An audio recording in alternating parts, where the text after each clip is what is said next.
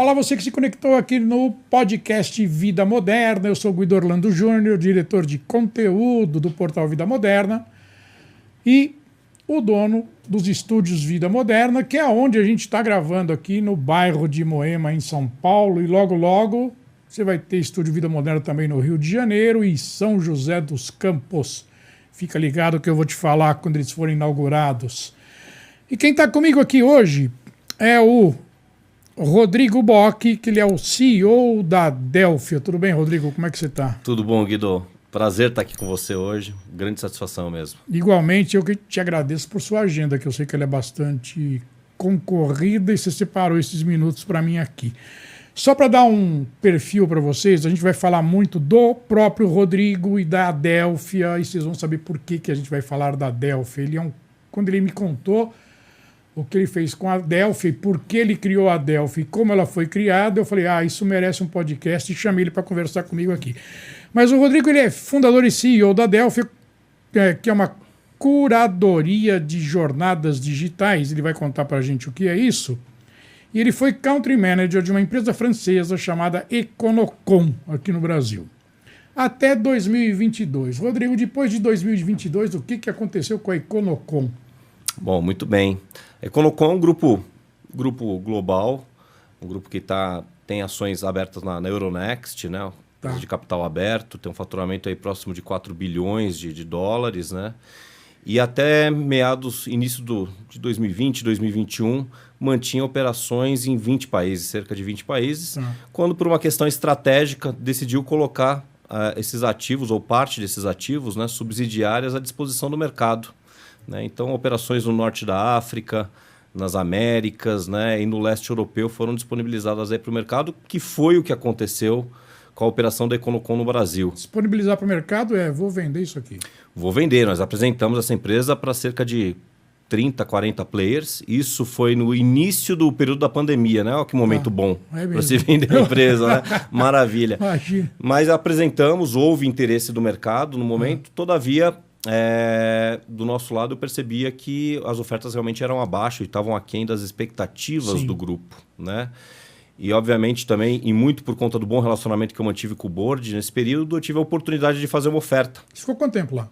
Olha, antes desse período, no total, são 13 anos, né? Então, eu já tinha 10 anos de casa, passei pela cadeira de diretor financeiro, depois de 5 anos eu assumi as operações aqui no Brasil, né? Você era o country manager? Eu era o country manager nesse período. Agora, algo que eu acho que é interessante, né? Que foi um negócio bem bolado, é que eu também não tinha capital, não tinha liquidez para fazer uma oferta desse porte, né, pela operação brasileira, e só foi possível pela intervenção de um dos nossos clientes, que é um banco. Né? Então, como nós tínhamos muito serviço com esse banco, muito backlog para queimar para o futuro, eu não tinha garantia para dar para o banco, mas eu precisava do montante. Então, na verdade, o que eu contraí foi uma dívida baseado e suportado por esse banco para fazer a aquisição da operação. Mas você tinha back-office, né, cara? O banco sabia como é que você ia pagar, né? O banco sabia. Na verdade, o banco entendia a nossa tendência de crescimento. Sim, de crescimento, né? Ele tinha uma profunda análise sobre o dia a dia da empresa e até hoje é o grupo econômico mais importante dentro da nossa carteira. Aí.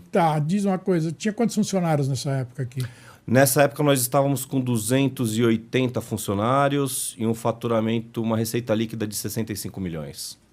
65 milhões. Isso foi em 2022? 2021. 2021. Fim de 2021.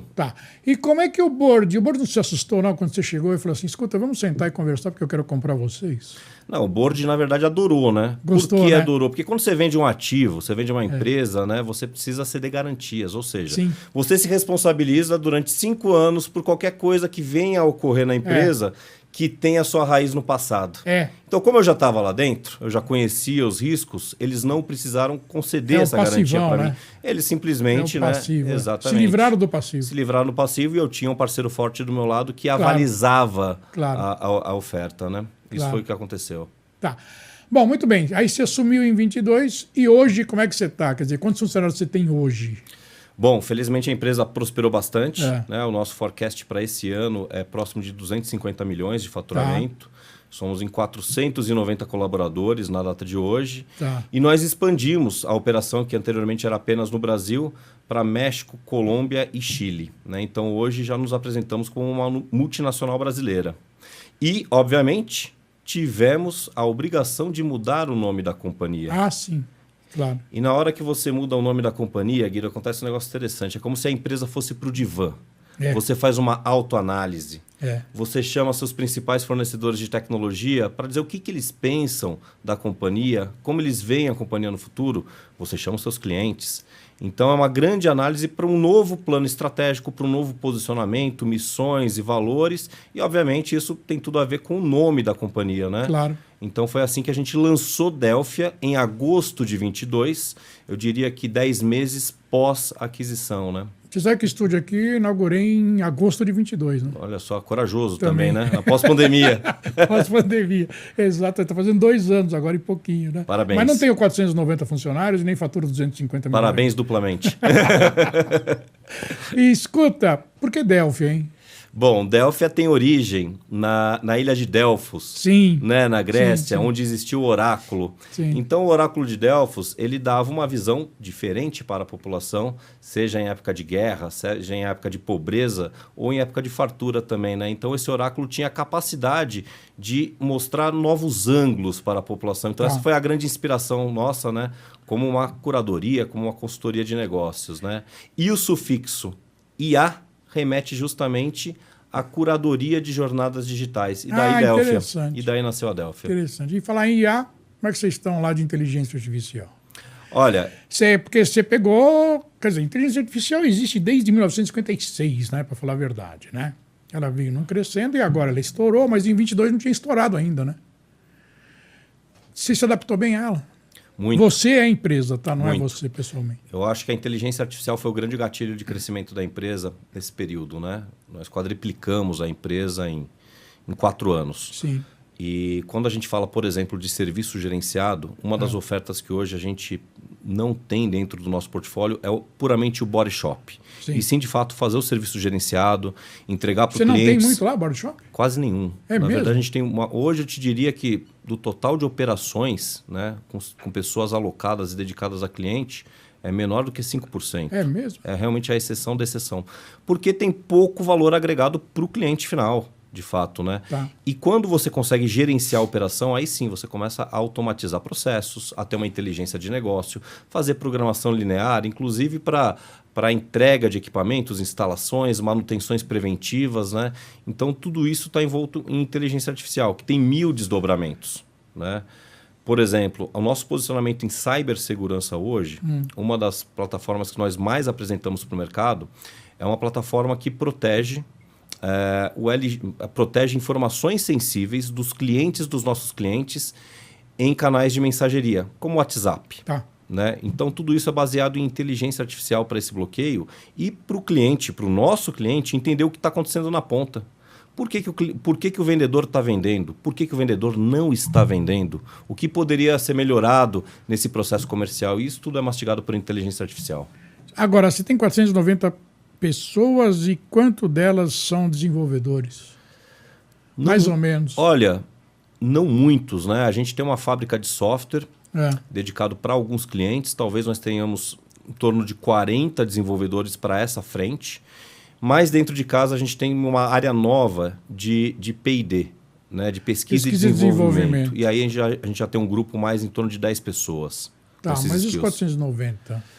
São diversas atividades. Algo que a gente faz muito bem, por exemplo, hoje, é atividade de campo.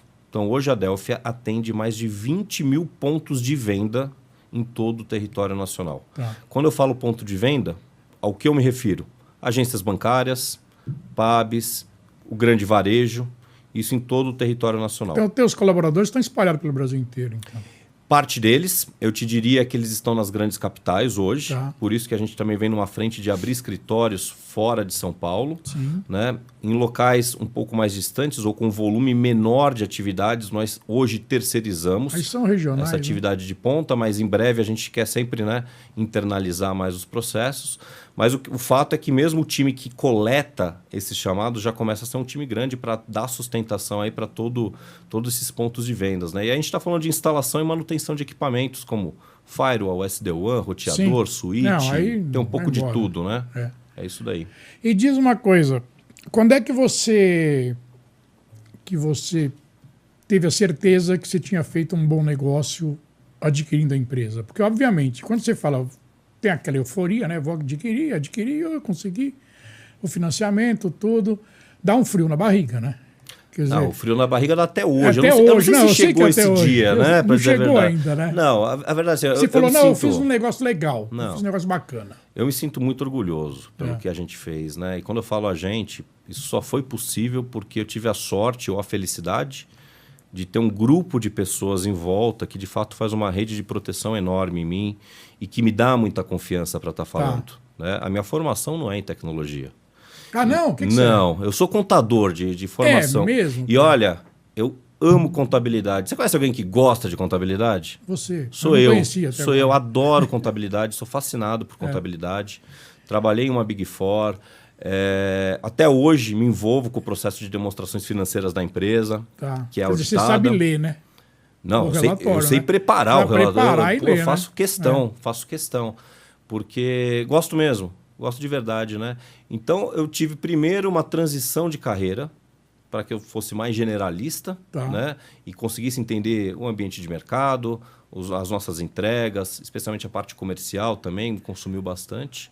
Mas voltando à questão do empreendedorismo, eu acho que, eu te diria que depois de um ano a empresa estava muito mais estabilizada. Legal. Depois de um ano, depois de 12 meses, eu já tinha certeza que eu conseguiria minimamente cumprir a minha obrigação de pagamento de compra dela, né? E quando você era country manager, você tinha a ideia de ser um empreendedor desse nível, do nível que você é hoje? De verdade, não. De verdade, não. Eu me enxergava no futuro como um executivo. Tá.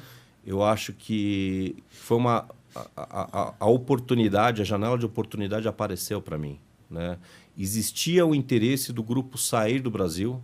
Nós estávamos num ambiente de pré-pandemia, né? Ou pandemia. Não, pós, né? Pós quando tudo se concretizou. É. Mas a ideia já tava, mas a ideia já vinha antes da pandemia. já vinha antes, lá para né? 2018, Porque a gente teve que preparar a empresa para razão. venda e tudo mais. Então, aquele momento de incerteza abriu uma janela de oportunidade para ter um grande desafio, uma grande responsabilidade, porque, de fato, é uma empresa já de médio porte, por um preço acessível, factível, eu diria, na condição de um executivo, né? Eu não vislumbrava isso não naquele momento, para dizer a verdade. Mas essa oportunidade e conversar com o board da Econocom, com os executivos franceses, me passou essa confiança, né? Você fala francês? Um pouquinho. Um pouquinho. Não, tem que Um falar, peu. né? Um pouco. Tem que ser, não tem jeito, não. E agora, você falou que você expandiu para fora, né? Quer dizer, ela não tinha América Latina, por exemplo, e você hoje tem alguns braços, ou filiais, ou não sei como você chama, na América Latina, e tem nos Estados Unidos também alguma operação lá, né? Fala um pouco disso para mim. Não, isso é interessante, né? Eu provavelmente, como country manager da Econocom Brasil, eu não teria tido a oportunidade de fazer esses investimentos. Pois é. Por quê? Porque quando você está dentro de uma subsidiária, especialmente num grupo muito grande, a principal preocupação do executivo é cumprir o budget, é cumprir aquelas atividades num curtíssimo prazo de 12 meses. Sem dúvida. Por que eu falo que é um curtíssimo prazo? A gente trabalha no B2B, a gente fala de venda complexa, é uma venda que tem um ciclo comercial longo. Em média, o ciclo comercial da empresa é de 7 meses, em média, desde quando se levanta uma oportunidade... Sim. Até a finalização dela, com sucesso ou insucesso. Então, 12 meses passa voando, né? Faz muito POC lá? Só pra... Total. Né? Não, você precisa provar o valor, né? O ticket médio das revendas de software, né? É um ticket médio alto.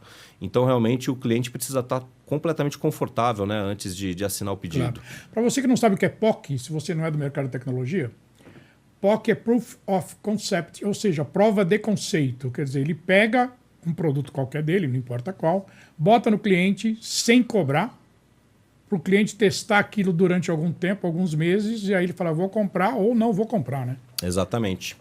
E falando ainda das atividades fora do país, o investimento só foi possível porque a gente pensou em investimento no longo prazo. Nós investimos no Chile, na Colômbia e no México.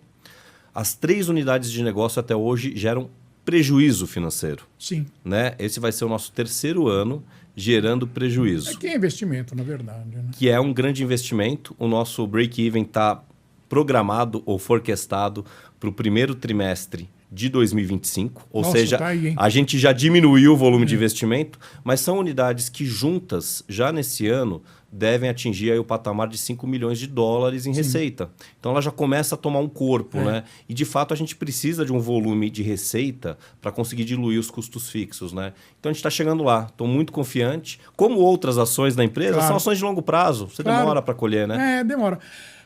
Uma coisa que eu estou nesse mercado há muitos anos, né? E antigamente não era do jeito que eu vou falar.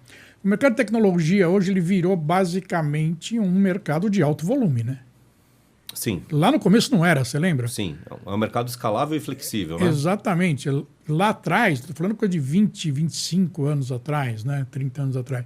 Não era um mercado de alto volume, né? Porque o mercado nem conhecia a tecnologia do jeito que é hoje, né? E era um mercado muito caro, inclusive. Mas, né? Guido, olha só, quando a gente olha hoje para os principais players do mercado, né? Pega ali o mercado intermediário, as empresas, as enterprises. Se olha para um banco hoje, parece muito mais uma empresa de tecnologia do que exatamente alguém que fornece dinheiro. É volume, exatamente. Então, se olha para o varejo, a mesma coisa. Se olha para uma empresa de telecom, TI pura. Então, eu acho que o ambiente de negócio mudou, né? Mudou tudo. Né? E é uma coisa impressionante. E por que eu estou te falando isso? Pelo seguinte, quando se aumenta um volume desse nível, você também começa a ficar com um problema que é o problema de mão de obra qualificada, né? Como é que vocês enfrentam isso lá? Não, essa é uma dor. É uma dor e uma oportunidade, né? Muito grande. Essa pergunta é interessante por diversos ângulos, né? A gente investe o máximo possível na qualificação dos nossos profissionais. Saiba você que, olha, 60% dos nossos colaboradores estão tendo a sua primeira ou segunda experiência no mercado de trabalho na Delphia. Ou seja, são realmente júniors, estão chegando, estão se graduando, né, em muitos casos. E o que a gente tem percebido é que a característica do profissional falta muito soft skill hoje. Sim. Então, por mais que nós tenhamos especialistas, a gente vê grandes gaps de comunicação, de compreensão de mundo, de entender o contraditório e avaliar ele, interpretação de texto. Existe. Na verdade, isso é base, né, de educação. Né? Isso é base educacional, mas é um gap brasileiro e não dá. A gente precisa encarar a realidade, ele existe. Ele existe, claro, é enorme. Então, você sabe que uma das estratégias da empresa, logo da fundação dela, né, da Delphia, isso em 2022, a gente criou, comitantemente, uma universidade corporativa. E todo o primeiro ano da universidade corporativa foi exclusivamente dedicado à criação de cursos de soft skill. Então, são 40 cursos de soft skill. Que legal. Que fala de todos esses temas que eu já disse, e também diversidade, liderança, etiqueta executiva e corporativa, enfim. Para que a gente desse um banho de loja nos nossos colaboradores, para que a gente conseguisse nivelar. E aí, no segundo momento, sim. Depois, no segundo ano, nós entramos com hard skill, basicamente com o nosso portfólio de ofertas. Aí você foca, né? Aí a gente fala cibersegurança, redes, infraestrutura, observabilidade, que é o carro-chefe da companhia. Então, é isso daí. É isso que eu quero falar com você. Observabilidade, né? É uma palavra que é ótima para forca, né?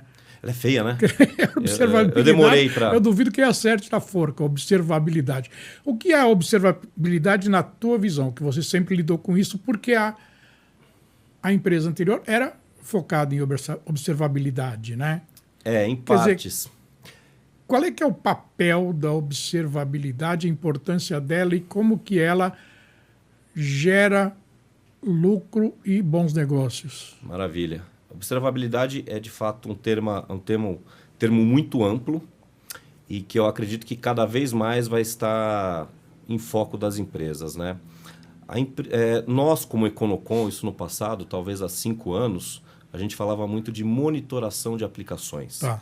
Então, monitorar a performance dessas aplicações, como é que elas conseguem ter agilidade, né?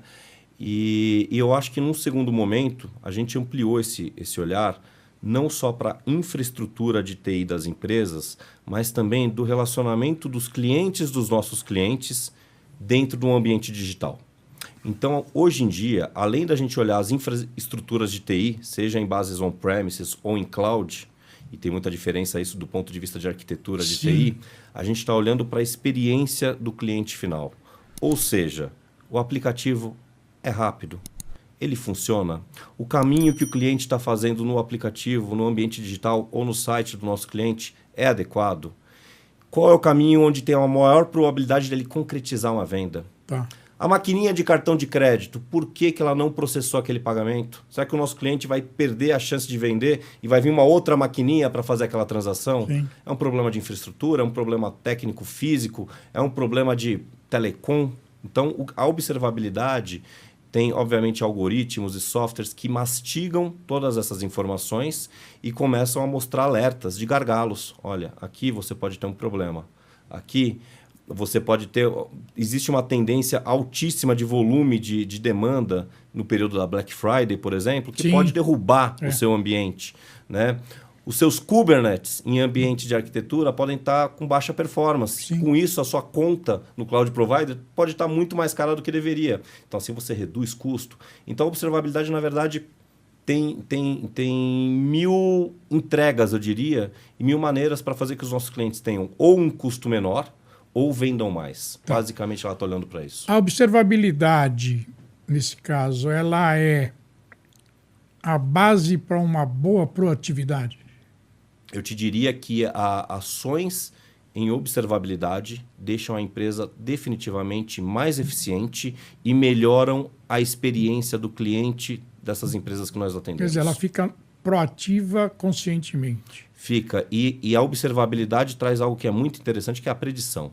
Você já começa a fazer controles preventivos para que você não chegue numa situação de gargalo. O mercado médio, de empresa média, tá? Empresa grande deve ter essa visão, deve conhecer observabilidade e tudo mais, mas uma empresa média, de média para baixo, não tem ideia, né? Ou estou errado?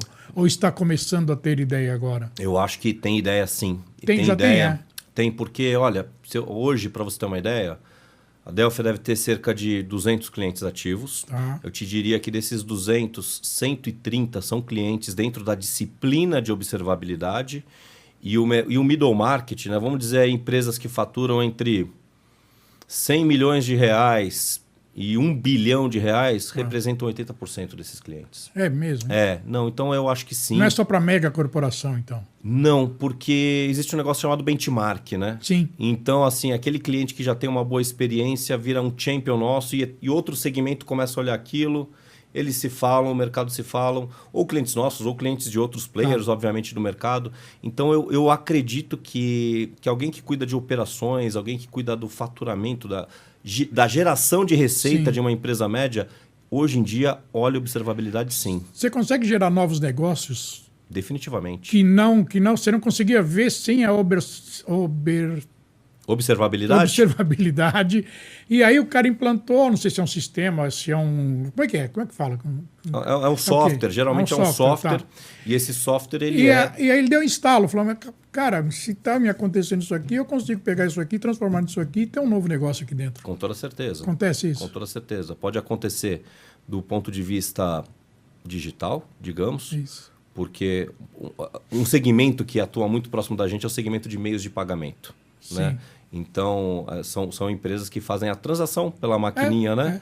Então, você vai numa padaria. Se uma maquininha não está funcionando ou não consegue executar o seu pagamento, o que o lojista faz? Troca a maquininha. Aconteceu comigo ontem à noite. Então, certamente... Ela estava recusando o meu cartão. Eu falei, não é possível recusar o cartão. Ela falou, então pode ser a máquina. Foi lá, passou. Alguém perdeu receita, alguém ganhou receita. Com boas práticas de observabilidade, e posso falar sobre um cliente, porque é um case público, a Redcar, que é líder, né, nesse mercado de meios de pagamento no Brasil, trabalha conosco. Além do software implementado, a gente tem toda uma central que monitora isso e age preventivamente, fazendo com que a Redcar tenha uma melhor performance entre empresas de meio de pagamento com sucesso de recebimento. Então, a observabilidade potencializa a performance, na verdade, nessa questão digital. Na questão física, a gente falou um pouquinho sobre mensageria, né? Sobre o WhatsApp. Sim. Você sabe que hoje, no Brasil, nós temos mais de 150 milhões de contas de WhatsApp. Então, toda a população ativa, basicamente, tem WhatsApp. E 5 milhões de empresas utilizam o WhatsApp para fazer venda, né? Então, é interessantíssimo, porque quando você olha o varejo, por exemplo, né? O vendedor da loja física, muitas vendas ele faz por WhatsApp. Porque esse colaborador, esse funcionário, tem uma carteira própria dele de clientes e executa vendas quando o cliente não está lá, mas é pelo WhatsApp. E a gente consegue entender quais são os motivos, não porque a venda sai, mas quais são os motivos que não fizeram ele executar a venda. Entendi. E com isso, a gente pode ser uma falta de estoque, pode ser um posicionamento errado da fala, da explicação do produto. Então, com isso, as empresas começam a ter visibilidade de receitas que poderiam ter entrado, mas não entraram. Então, isso é algo, para mim, é algo realmente disruptivo, é novo no nosso mercado, né? Sim. As empresas até então sabiam muito bem porque elas vendiam. Sim. Elas não conseguiam compreender de uma forma estruturada por que elas não vendiam. Então, esse é o próximo passo. Por falar em WhatsApp, o bot, ele está com a eficiência dele esperada que ele tivesse alguns anos atrás, ou ele sofre ainda não, ele sofre preconceito? Eu conheço muita gente que, se chamar e bater um bot, pula fora. Eu sou uma dessas. Eu também. Porque geralmente o bot aparece numa situação de urgência. Por exemplo, quando você tem um pneu furado do carro numa rodovia, ele está sem o step, você quer acionar a seguradora, entra um bot ali e tal. Eu acho que é irritante, cara, porque você está querendo falar com alguém para resolver teu problema ali na hora. Você quer ser ouvido, você quer ser acolhido nessas horas de urgência, né? Eu acho que o bot funciona em algumas situações, obviamente funciona. Depende muito, né? Depende muito de como ele é estruturado. Uma segunda via de boleto, por exemplo, tudo bem. Aí tudo bem, né? É uma situação que você não tem urgência. Não tem urgência. Quanto mais demorar, melhor. Mas eu acho que o grande problema do bot é o vazamento de informações. Né? Sim. Porque, imagina, quem tem um ambiente digital para fazer negócio, seja por um aplicativo ou por um WhatsApp, eu acho que tem dois grandes riscos hoje em dia. Um é o vazamento do código, né, de um aplicativo, por exemplo, é algo muito sensível, né, para uma empresa. O segundo, e na minha opinião até mais perigoso, é o vazamento dos dados dos clientes dessas empresas. Sem né? dúvida. Então, você não, o consumidor hoje, não sei se já parou para pensar, mas ele não tem ideia do que as empresas fazem com os dados dele. Não tem. E autoriza. Esses dados são protegidos? E autoriza. Exatamente. Vou te contar uma situação. Que ninguém lê. Vou te contar uma situação. Gerente de banco. Quando o gerente de um banco sai do banco A e vai para um banco B, o que ele faz? Ele leva a carteira dele. Leva a carteira dele. É por isso que o outro banco contrata. Pô. Exatamente. É isso que barganha. Até paga na frente, exatamente, né? Paga um prêmio por isso. E eu tive uma situação pessoal onde uma ex-gerente de banco minha, que foi para um outro banco, me ligou e tudo mais, sempre me atendeu super bem, falou, pô, tem aquela sua aplicação de tanto no outro banco. Eu falei, mas pô, como é que você sabe, né? Eu falei, pô... Ela falou, não, Rodrigo, eu tinha acesso até seu imposto de renda. Eu falei, é verdade, mas você tinha, né? Eu falei, não, eu continuo, tô aqui nesse WhatsApp. O meu número é o mesmo. Você não quer trazer tá aqui no WhatsApp, né? A grana? Então você fala, obviamente que é uma pessoa que não imagino que haja de má fé. Não. Mas ela pode ter o celular roubado, pode haver um phishing sobre ela, pode ter um vazamento. Então você vê como a gente é desprotegido. Farmácia. Eu tenho o WhatsApp da farmácia da minha esquina ali de casa, né? Então, quando eu preciso de um medicamento, não posso ir até lá fisicamente, eu mando a receita médica. Exatamente. Aí, você fala, mas como é que esse WhatsApp é protegido? Aí você vê ter um celular ali em cima do balcão, tal, alguém opera. E a sua receita médica, que deveria ser privada, obviamente, né? Dessas questões, pode estar exposta. Sim. A gente está falando de segurança de dados aqui. Onde é que de tudo. Onde é que você atua em segurança de dados, por exemplo? Você atua através de parcerias? Você é distribuidor de algum grande fabricante? Como é que é? Legal. Bom, primeiro, acho que eu vou dar um passo atrás e vou falar um pouco sobre o nosso posicionamento de curadoria para chegar em cibersegurança. Né? O que é uma curadoria às nossas vistas? Né? Primeiro, e de uma forma muito natural, a gente pensa em sempre cuidar muito bem dos nossos clientes, ter comprometimento com as nossas entregas, né? Tratar com seriedade. Então, tem esse viés de cuidado muito forte na palavra curadoria. E, por um outro lado, também tem a questão do filtro, né? A gente vive num mundo de 1000 possibilidades, muitas dores e 1000 soluções para resolver essas dores. Então, a Delphia age como um filtro de soluções que realmente importam para o nosso mercado. Então, algo que a gente já faz há coisa de 10 anos dentro da empresa é olhar muito para o mercado americano, ver soluções que começam a despontar lá, que não tem presença no Brasil e que nós entendemos que pode ter uma alta aderência das principais verticais que nós atendemos, né? No caso, telecom, varejo e toda a área financeira. Nós fechamos parcerias lá, contratamos pessoas sêniores, realmente já com uma boa bagagem aqui no Brasil, treinamos, certificamos e começamos a apresentar essa solução para a nossa carteira de cliente. Então, esse movimento com cibersegurança começou apenas há 3 anos na empresa. Cibersegurança é uma disciplina que tem muito orçamento no mercado, obviamente, né? Tá sempre crescendo e não vejo diferente aí por um longo período. E a gente vem prosperando com cibersegurança. Hoje, basicamente, nós representamos 3 empresas em cibersegurança.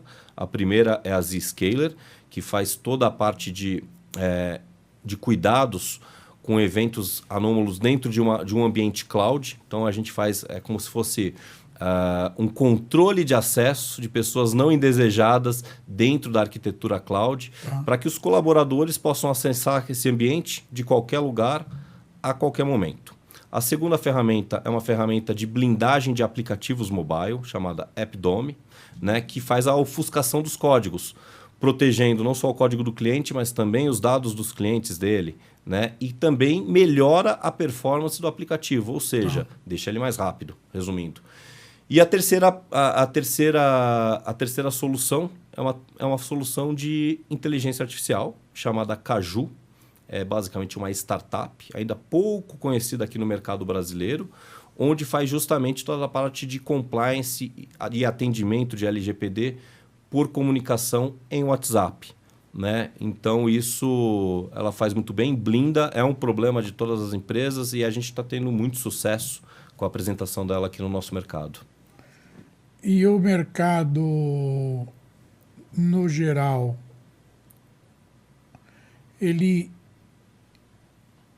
qual que é a maior preocupação dele? Segurança é uma preocupação? Pode ser de quem está na linha de frente agora.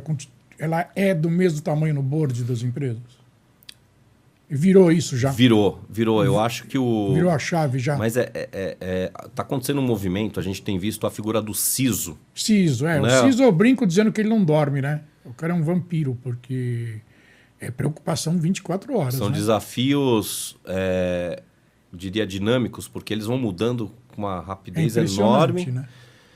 E o CISO vem ganhando cada vez mais força dentro da organização e tem cada vez mais sido ouvido, porque ele não só protege a empresa, mas como ele tem uma alta visão sobre diversas camadas da empresa, ele começa a ter insights de negócio. Sim. E isso é muito interessante, porque basicamente o que as empresas querem? Se proteger, ter um custo menor e vender mais. Exatamente. Bom, esse eu acho que talvez é o que está no topo da agenda, né, de todas as empresas. E, obviamente, cuidar da sua reputação, né? Sem dúvida.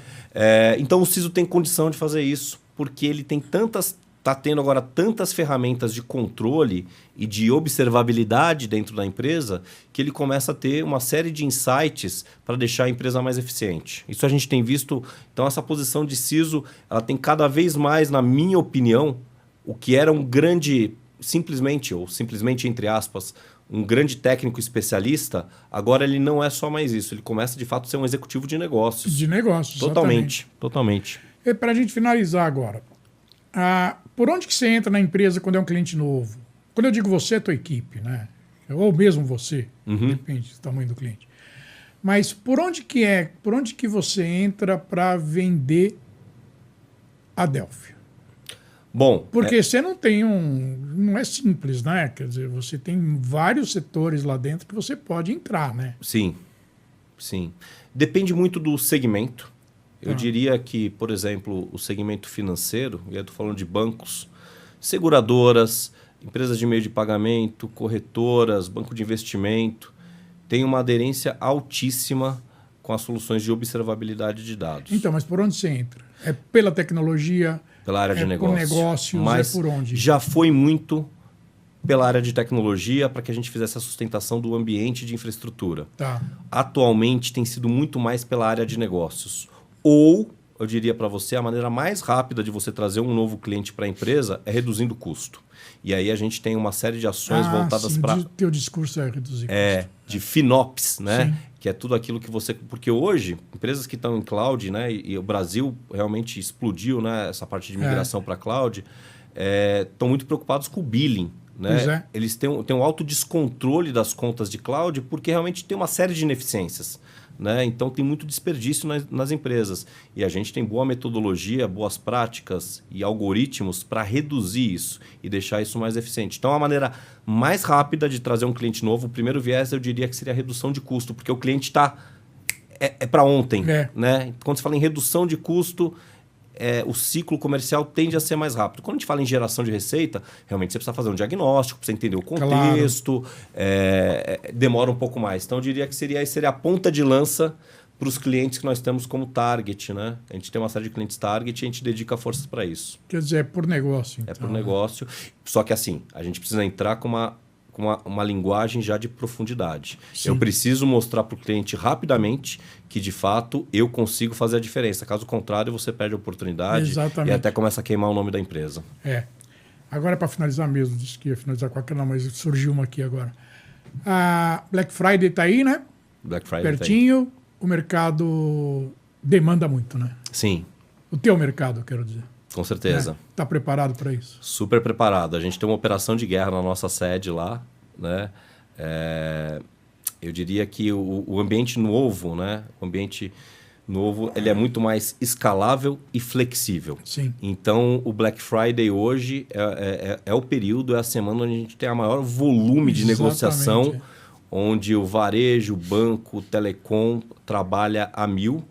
E a gente tem estrutura suficiente para suportar os nossos clientes nesse período de, eu diria, de alto estresse das equipes de back-office, né? Tem cliente que só te demanda nessa época? Não. Não? Se ele entra, ele fica? Não, e nós nem aceitaríamos um projeto de curto prazo, porque senão a gente não consegue, de fato, entender o ambiente dele. Exatamente. Né? Existe um aprendizado mútuo com isso, né? Não só o cliente aprende sobre ele mesmo, né? E como nós também, né? Então, eu diria que é um comprometimento das duas partes aí para que isso dê certo. Tá bom, eu quero agradecer bastante esse tempo que você dedicou para mim aqui. Essa não vai ser a última vez que a gente vai conversar, porque o assunto não se esgotou aqui, tem muito mais coisa que a gente pode aprofundar, né? E, sinceramente, daqui a algum tempo eu te chamo de novo, pode ser? Maravilha, Guido. Pô, prazer, sempre à disposição aí, muito legal tá tendo esse bate-papo contigo aí. Muito obrigado. Tá, e aqui é Guido Orlando Júnior, diretor do portal diretor de conteúdo do portal Vida Moderna. E eu tenho aqui em São Paulo os estúdios Vida Moderna e também estamos abrindo agora no Rio de Janeiro e São José dos Campos. Mais para frente vocês vão ter mais informações sobre isso. E eu encerro todo o podcast com a seguinte frase: além de excelente conteúdo, nós entregamos conhecimento. E eu te vejo num próximo podcast. Tchau!